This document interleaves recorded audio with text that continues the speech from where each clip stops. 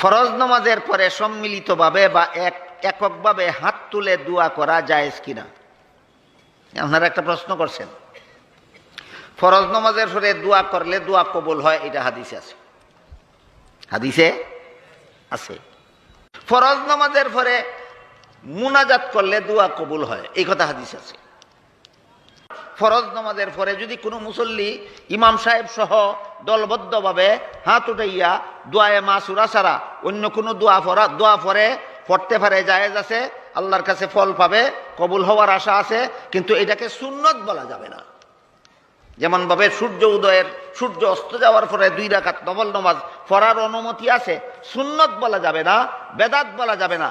তেমনি ভাবে ফরজ নামাজের পরে যদি দোয়া মাসুরা না হয়, সম্মিলিতভাবে ইমাম সাহেবকে নিয়ে দোয়া করতে পারে, এটাকে সুন্নত বলা যাবে না, বেদাতও বলা যাবে না।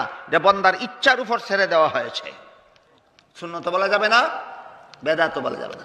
হ্যাঁ, যদি কেউ কাউকে বাধ্য করে এই দোয়াটা কেউ না করলে যদি প্রশ্ন করে দোয়া করলে না কেন, তাহলে শরীয়তে যত গুরুত্ব ছিল না তত গুরুত্ব নিজের পক্ষ থেকে দেওয়া হয়েছে, তখন সেটা বেদাত হবে।